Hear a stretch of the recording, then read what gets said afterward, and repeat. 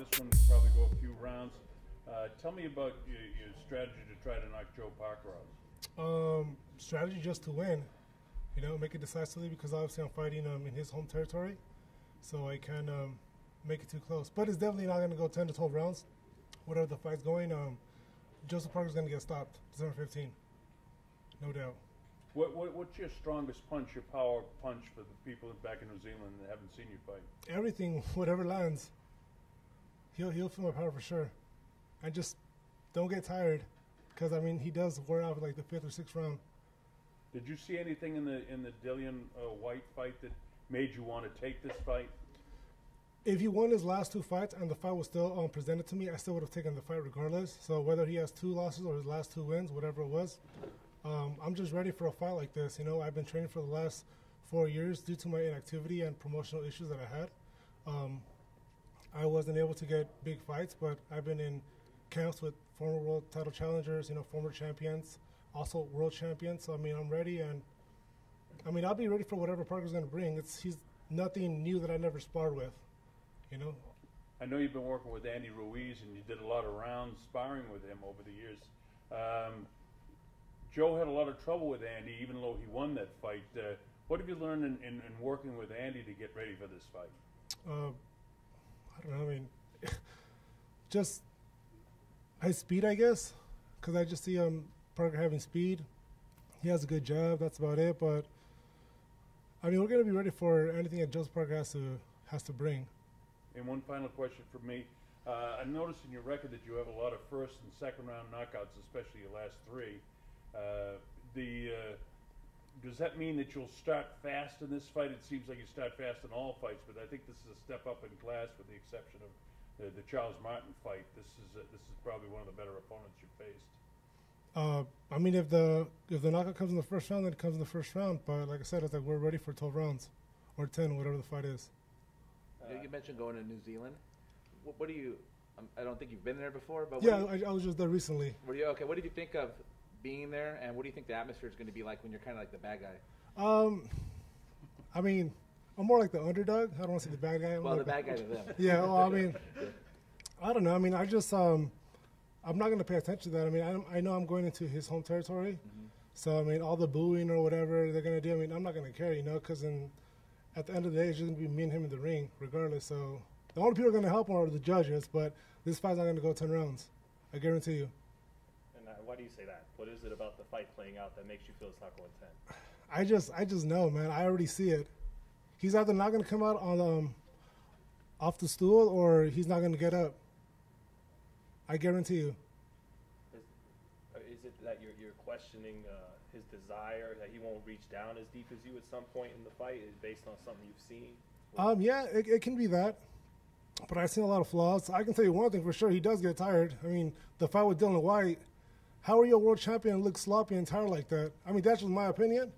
You know, I mean, he should be looking fresh off the first round to like the last round. But, I mean, I'm just hoping he's getting up and doing his running. But just the fact that he went the distance with him and with Anthony Joshua, yeah. I mean, it seems like you may have to go more rounds than maybe it sounds like.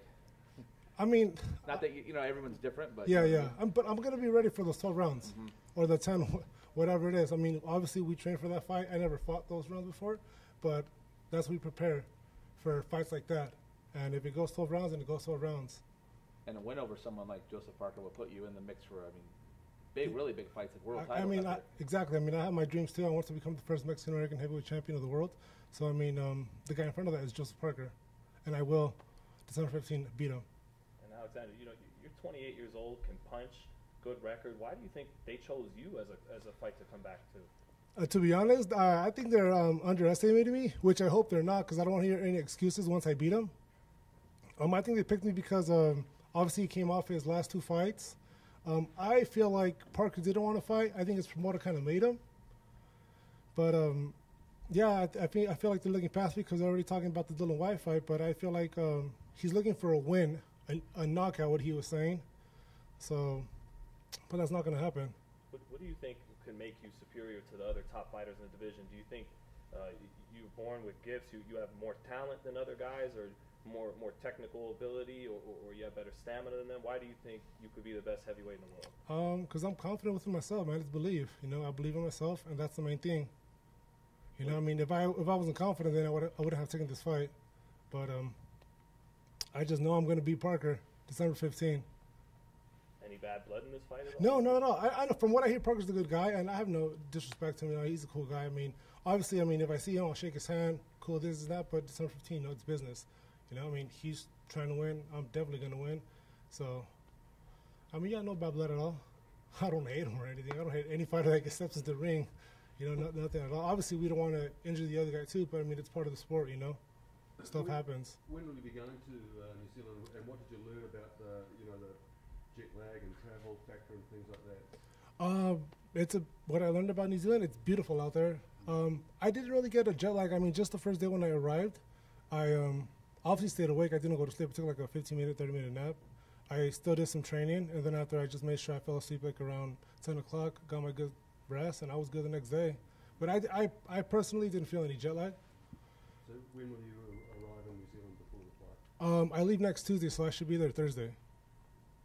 And do you have how much going through your mind does the heavyweight championship titles go through, and bright lights, big fights in Vegas? How much do you have ambition towards those kinds of things right now? I don't know. I mean, I'm just hungry to fight. You know, to be honest, like I feel like my level or where I should be in the top 10 or top 5, and the person in front of that is Parker. And I also got to ask what you think about Wilder and Fury this Saturday. Who do you think wins the fight? I think it's a 50-50 fight. It's going to be an interesting fight because I know, I mean, from what I see, Fury can box. He's a big guy, but he can move really well. And Wilder has that right hand, you know. At any given time, he can just land it, and that's it. But it's going to be a good fight. I mean, I really don't have a say, like, who's going to win. As long as it's a good fight, that's what matters. I just want to see a good fight, you know. What flaws do you see in Parker's style? What flaws do I see? There's a lot of flaws in any fighter. I'm just, I know he loves his jab. You know, that's one thing he does do a lot, and he's good at. But I mean, I don't know. Every fighter has their flaws, but you guys will see December 15. And then there's a lot of talk going on with Wilder and Fury. They're entertaining people outside of the ring as well. You're not being shy right now with saying, I feel like I'm going to beat this guy. Do you think that's what the heavyweight division needs, is guys that talk, not just fight? Or? No, it's not just talk. I mean, I can talk whatever I want to say, but it comes down to what I'm going to do December 15. Like, I'm saying, like, I'm going to beat Parker, which I have confidence in myself, you know, and I know most of the people out there are kind of seeing me as the underdog, or who is this guy? You know, Parker's just going to, like, flesh him out the first whatever rounds, but that's not going to happen. No, I mean, it's just confidence. That's all it is, you know. I mean, I work hard. You know, I do more than what needs to be done in the gym. So, I mean, I'm confident going into this fight. We had great sparring, great quality sparring, you know. So, I got a question for Mike Love. Mike, could you tell us a little bit about his preparation? How long has he been in training? How he's progressed? Tell us about the sparring partners and how the sessions have gone. Alex is in a pretty much what I would call a perpetual training camp. I mean, that's a little bit different than what you're used to hearing. He stays in shape all the time. Like, Alex didn't come into camp 20 pounds over. He wasn't 265. So for the most part, he stays in shape. Even outside of where he's back at home, you know, it's still one cheat meal a week. He doesn't splurge. He doesn't do those things. He's very committed to what he's doing inside and outside of camp. Yeah, how about the sparring? Who have you been sparring with, and how's it going? Well, I don't want to kind of go into too much detail on the sparring, how many rounds or whatever that. But right now in Southern California, we have the top heavyweights in the world right now. I mean, everyone is there. I mean, I don't know who's out here, but I know down there, legends, you know, all around.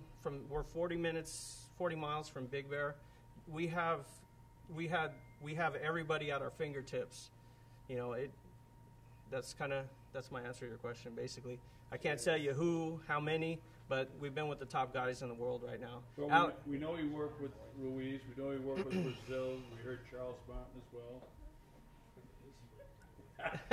Yeah, I can't give you any more information. I mean, honestly, Alex will spar anybody that decides they want to do it. You know, because everyone has a different dynamic. Everyone brings something different. Some guys are great at the jab. Some guys are good for, they're just tough, and they'll hang in there. So, you pick a little of everyone. You want to see a little of everyone, the dynamics of every fighter. Everybody has something different. What do you expect his weight to be at fight night?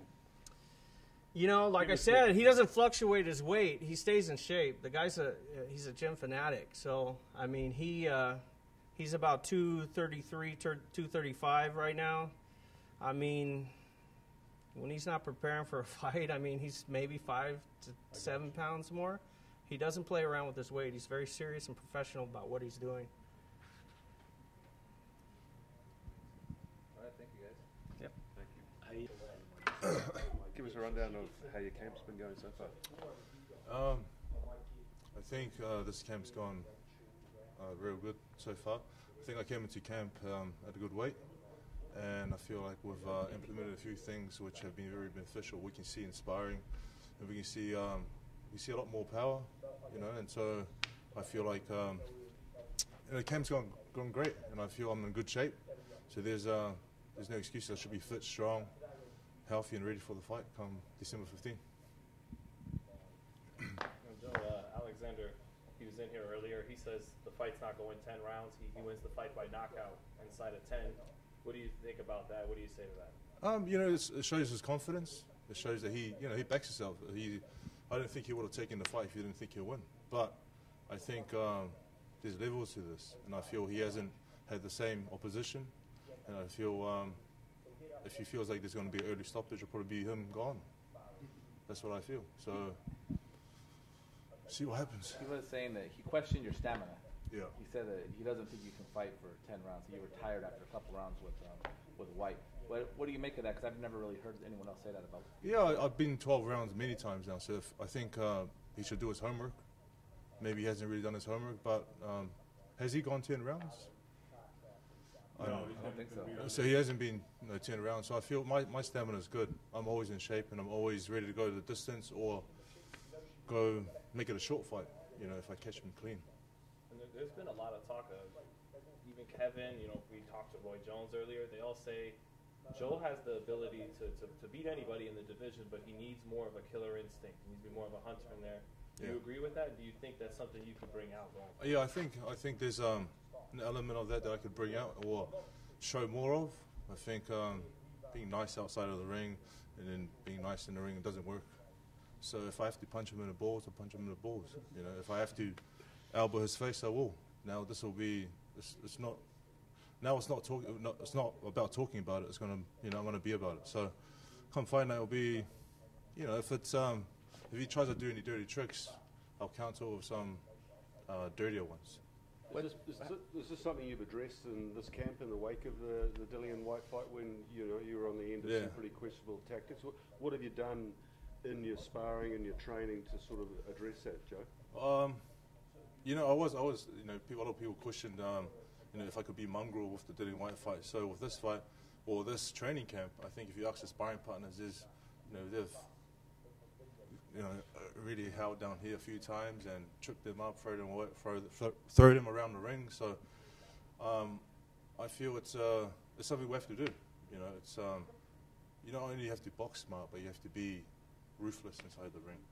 I mean, you're such a technical boxer. Has this come sort of hard to you a bit, do you think, to sort of get this sort of other edge to your game?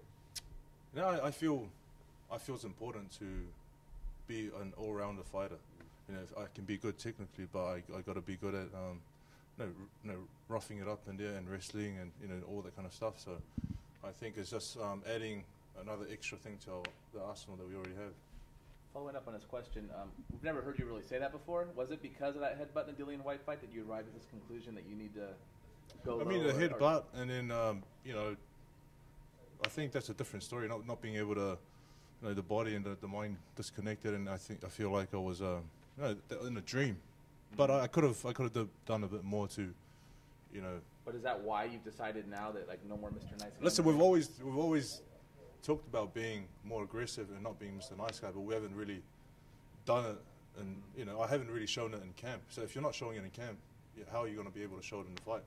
So now it's we're seeing it more in camp. So I think when fight time comes, it's not something that we're not familiar with. You know, we've already familiarized ourselves with doing it in the gym. Joe, have you consciously wanted to be more aggressive since the 2 fights you've lost? Yeah. I mean, I recall in your early fights, you get somebody in trouble, you really went after it. Yeah. In later fights, it seems like you've been more technical and patient. A lot of people think that's great boxing, and it is. But now the question is the aggressiveness, especially in the Joshua, and you certainly did it at the end of the White fight. Yeah, I think the last 2 fights I haven't really shown that aggression that I need to show. And so, is that something that you're working on? I mean, I watched you spar and I see it, but we're working on it. I mean, if you have Kevin around you, you know, he keeps pushing you and sort of installing it into your mind, you know, every single day. And I think this camp, I think the 8 weeks we've had so far, is we've seen a lot of it. I mean, you've got a great jab, you double, you triple your jab sometimes. Do you feel like you got to throw more right hands? I mean, I feel more right hands will be. You know, the jab is good. It's a good weapon. It's a great weapon. It's a great weapon to have, but it's a good sort of you know, to start off with. But you got the right hands, the one that's going to do the big damage. You know. Are you consciously working on that? Definitely. And if you see, you know, I don't know if you can catch some training, you'll see that we're working on it a lot more than what we did in the last few camps. Is that nick on your nose evidence of these sparring sessions being more brutal? I went to shave my monobrow now. No, it's yeah, a bit of a scratch, you know. This is what happens in sparring. You know, a bit of a glove, you know, goes across your face, and all of a sudden there's blood. But then I don't want to get rid of it. I'll show you that I'm, you know, scars from war. Does the work you've done, the extensive work you've done with your strength and conditioning coach, does that help this sort of new approach? Oh yeah, the strength. I think if it wasn't for the strength coach.